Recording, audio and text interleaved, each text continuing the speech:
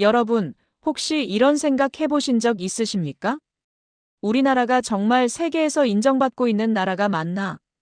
뉴스를 틀면 늘 걱정스러운 이야기들이 먼저 들립니다. 경제가 어렵다, 인구가 줄어든다, 청년들이 힘들다, 나라가 예전 같지 않다. 그런데 말입니다. 우리가 매일 너무 당연하게 쓰는 이 나라의 시스템을 해외에서는 전혀 당연하게 보지 않고 있었습니다. 민원 서류 하나 떼기 위해 며칠을 기다리는 나라가 있습니다. 병원 예약 하나 잡기 위해 몇 주를 기다리는 나라가 있습니다. 정부 사이트 하나 들어가려 해도 인증이 안 되고 부처마다 서류를 다시 내야 하는 나라가 아직도 많습니다. 그런데 대한민국은 어떻습니까? 휴대폰 하나로 민원을 처리하고 몇 분 만에 증명서를 발급하고 비가 오기 전에 위험 지역을 예측하고 복지 사각지대를 AI가 먼저 찾아내며 공항에서는 사람이 몰리기 전에 여객 흐름을 조정합니다. 그리고 세계는 지금 이 모습을 보고 말합니다. 한국은 단순히 인터넷이 빠른 나라가 아니다. 한국은 국가 운영 자체를 디지털화한 나라다. 이제 한국은 AI로 움직이는 정부 모델을 보여주고 있다. 실제로 한국은 OECD 디지털 정부 지수 2025에서 종합 1위를 기록했고 데이터 기반 공공부문, 개방성, 선제적 행정 부문에서도 1위를 차지했습니다. 오늘 이야기는 단순히 한국이 대단하다는 이야기가 아닙니다. 세계가 왜 한국의 정부 시스템을 연구하기 시작했는지, 왜 해외 전문가들이 한국을 미래형 AI 행정국가로 보기 시작했는지, 그리고 왜 우리 국민들이 이 사실을 알고 자부심을 가져야 하는지에 대한 이야기입니다. 해외가 한국을 주목한 이유는 K-팝도, 드라마도, 반도체도 아닙니다.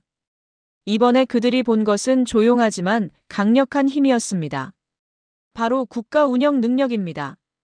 대한민국 국민들은 너무 익숙해서 모릅니다. 주민등록 등본을 뽑는 일, 세금을 확인하는 일, 건강보험 내역을 보는 일, 정부24에서 민원을 처리하는 일. 우리에겐 평범한 일상입니다. 하지만 해외에서는 이것이 놀라운 장면입니다. 왜냐하면 많은 나라에서는 아직도 행정이 느리고 복잡하고 부처마다 따로 움직이기 때문입니다. 한국은 다릅니다. 정부24 모바일 인증, 공공데이터, 행정 시스템이 연결되면서 국가 전체가 하나의 거대한 플랫폼처럼 움직이고 있습니다. 해외 전문가들이 놀란 건 바로 이 지점입니다. 한국은 디지털 서비스를 만든 게 아니라 국가 운영 방식을 바꿨다. 이 말은 엄청난 의미를 갖습니다. 우리가 매일 쓰는 작은 편리함들이 모여 세계가 인정하는 국가 경쟁력이 된 것입니다. 예전의 복지는 국민이 찾아가야 했습니다. 도움이 필요해도 말하지 못하면 받을 수 없었습니다. 어려워도 신청하지 않으면 행정은 움직이지 않았습니다. 하지만 한국은 이제 그 방향을 바꾸고 있습니다. AI가 위기 신호를 먼저 살핍니다. 전기 사용량이 갑자기 줄었는지, 수도 사용량이 이상하게 변했는지, 건강보험료 체납이 이어지는지, 고립 위험이 있는 가구는 없는지.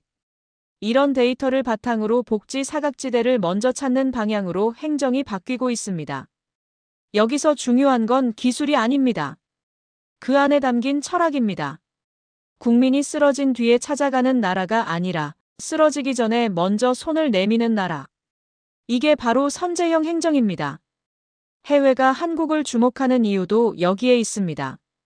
AI를 단순히 편리한 챗봇으로 쓰는 것이 아니라 가장 외로운 국민, 가장 위험한 국민, 가장 도움이 필요한 국민을 찾는 데 쓰고 있기 때문입니다. 이건 기술의 문제가 아니라 국가의 품격입니다. 기후위기 시대에는 재난이 점점 예측하기 어려워지고 있습니다. 폭우는 갑자기 쏟아지고 하천은 순식간에 불어나며 도시는 몇 시간 만에 침수될 수 있습니다. 많은 나라들은 아직도 재난이 발생한 뒤 대응합니다. 비가 온다. 침수가 된다. 피해가 발생한다. 그 다음에 구조와 복구가 시작됩니다. 하지만 한국은 점점 다른 방향으로 가고 있습니다. AI가 강우량, 하천 수위, 지형 정보, 과거 침수 데이터를 분석해 어디가 위험해질지 더 빠르게 예측하는 시스템을 고도화하고 있습니다. OECD도 한국의 공공 AI 사례로 홍수 예측 시스템을 언급하며 실제 행정 현장에서 AI가 성과를 내고 있다고 평가했습니다. 이 장면은 오디오북에서 아주 강하게 살릴 수 있습니다. 한밤중 빗소리가 굵어집니다. 누군가는 아직 잠들어 있습니다. 하지만 대한민국의 시스템은 이미 깨어 있습니다. 하천 수위를 살피고 위험 지역을 계산하고 대피 가능성을 준비합니다. 그 순간 해외 전문가들은 묻습니다. 어떻게 이 나라는 재난이 오기도 전에 움직이는가? 그 답은 하나입니다. 대한민국은 이제 대응하는 나라에서 예측하는 나라로 바뀌고 있기 때문입니다. 외국인이 한국에 도착해서 가장 먼저 만나는 곳, 바로 인천공항입니다. 그들은 처음에는 이렇게 말합니다. 깨끗하다. 빠르다. 질서 있다. 하지만 자세히 들여다보면 그 이상의 시스템이 숨어 있습니다. 공항은 단순한 건물이 아닙니다. 하루에도 수많은 사람이 들어오고 나가고 수화물이 움직이고 보안 검색대가 열리고 닫히며 입국장과 출국장의 흐름이 실시간으로 변합니다. 이 거대한 흐름을 AI가 분석합니다. 어느 시간대에 사람이 몰릴지, 어느 구간에서 병목이 생길지, 어떤 게이트의 대기 시간이 늘어날지. 사람이 불편을 느끼기 전에 시스템이 먼저 움직이는 것입니다. 이것이 바로 한국식 디지털 행정의 특징입니다. 국민은 잘 느끼지 못합니다. 왜냐하면 불편이 생기기 전에 이미 조정되기 때문입니다. 하지만 해외는 이것을 봅니다. 한국의 공항은 단순히 좋은 공항이 아니라 국가 시스템이 얼마나 정교한지 보여주는 첫 관문이다. 지금 세계는 새로운 범죄와 싸우고 있습니다. 딥페이크, 보이스피싱, 가짜 영상, 음성 조작, 디지털 사기. 예전 범죄는 눈에 보였습니다. 하지만 지금 범죄는 화면 속에서, 목소리 속에서, 데이터 속에서 숨어 움직입니다. 그래서 이제는 사람의 눈만으로는 부족합니다. 한국은 AI를 활용해 딥페이크와 불법 콘텐츠를 분석하고 디지털 범죄의 흔적을 추적하는 방향으로 나아가고 있습니다. 이 부분이 해외에서 의미 있는 이유는 분명합니다. AI가 범죄에 이용되는 시대에 한국은 AI로 범죄를 막는 국가 시스템을 만들고 있기 때문입니다. 오디오북에서는 이렇게 표현할 수 있습니다. 범죄가 기술의 가면을 쓰고 다가올 때 대한민국은 같은 기술로 국민을 지키기 시작했습니다. 이 말은 단순한 자랑이 아닙니다. 앞으로 국가의 안전은 군사력만으로 지켜지지 않습니다.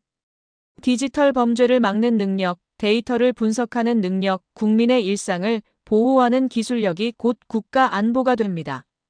많은 분들이 이 부분은 잘 모르실 겁니다. 하지만 굉장히 중요한 내용입니다.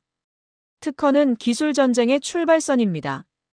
AI, 반도체, 배터리, 바이오, 로봇 같은 분야에서 누가 먼저 기술을 권리로 인정받느냐가 기업 경쟁력을 결정합니다. 한국은 AI를 활용해 특허 심사 지원 시스템을 고도화하고 있습니다.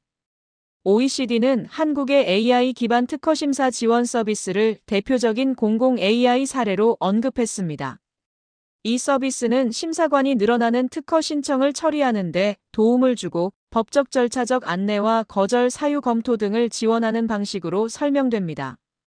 이건 단순히 공무원의 업무를 줄이는 이야기가 아닙니다.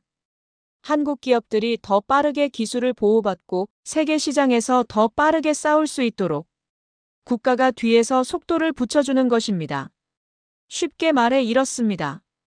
기업이 전쟁터에서 싸울 때 정부 시스템이 보급로를 빠르게 열어주는 나라. 이것이 한국의 디지털 정부가 산업 경쟁력과 연결되는 지점입니다. 해외와 한국의 차이는 단순히 기술 수준이 아닙니다. 핵심은 세 가지입니다. 첫째, 한국은 빠릅니다. 정책이 나오고 시스템이 만들어지고 국민 생활에 적용되는 속도가 빠릅니다. 둘째, 한국은 연결되어 있습니다. 행정, 교통, 인증, 복지, 재난, 공공 데이터가 따로 놀지 않고 점점 하나의 구조로 묶이고 있습니다. 셋째, 한국 국민은 디지털 시스템에 익숙합니다. 모바일 인증, 앱 사용, 전자문서, 온라인 민원 처리에 대한 적응력이 높습니다. 이 세 가지가 합쳐지면 엄청난 힘이 됩니다. 해외는 아직도 AI를 어떻게 정부에 도입할지 논의하는 경우가 많습니다. 하지만 한국은 이미 묻고 있습니다. 이 AI를 어디에 써야 국민이 더 안전해질까? 어떻게 하면 행정이 먼저 움직일 수 있을까? 어떻게 하면 국민이 덜 기다리고 덜 불편하고 더 빨리 보호받을 수 있을까? 그래서 세계가 한국을 다르게 보는 것입니다. 한국은 AI를 전시하는 나라가 아니라 AI를 행정 현장에 넣는 나라입니다. 우리는 가끔 우리나라를 너무 낮게 봅니다. 뉴스에 나오는 문제들만 보며 우리도 아직 멀었다고 말합니다. 물론 고쳐야 할 점도 많습니다.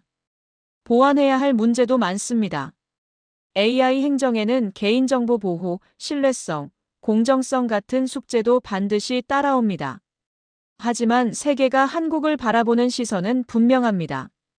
대한민국은 이미 미래 국가 운영의 한 모델을 보여주고 있습니다. 복지 사각지대를 먼저 찾고 홍수를 먼저 예측하고 공항의 흐름을 먼저 조정하고 특허 심사를 더 빠르게 돕고 디지털 범죄에 AI로 대응하는 나라. 이것은 단순한 기술 발전이 아닙니다. 국가가 국민을 위해 더 빠르게 움직이기 시작했다는 증거입니다. 그리고 이 지점에서 시청자들의 가슴을 울리는 메시지를 넣어야 합니다. 우리가 당연하게 여겼던 편리함은 세계가 부러워하는 국가 경쟁력이었습니다. 우리가 매일 손에 쥐고 쓰던 작은 행정 서비스는 세계가 연구하는 미래 정부의 모습이었습니다. 대한민국은 작지만 느린 나라가 아니었습니다. 대한민국은 작지만 가장 빠르게 미래를 현실로 만든 나라였습니다. 마지막은 이렇게 마무리하면 좋습니다.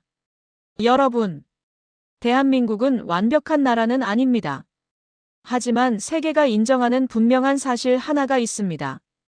이 나라는 위기 속에서도 시스템을 만들었고, 불편함 속에서도 속도를 만들었고, 작은 땅 위에서도 세계가 배우는 행정 모델을 만들어냈습니다. 이제 세계는 한국을 단순히 콘텐츠 강국으로만 보지 않습니다. 세계는 한국을 AI로 국가 운영을 바꾸는 나라, 디지털 정부의 기준을 세운 나라, 미래 행정의 실험을 가장 먼저 현실로 만든 나라로 보기 시작했습니다. 우리가 너무 익숙해서 몰랐던 대한민국. 하지만 세계는 이미 알고 있었습니다. 대한민국은 미래를 기다리는 나라가 아니라 미래를 먼저 실행한 나라였다는 것을. 이제까지 감동의 대륙이었습니다. 구독과 좋아요 부탁드립니다.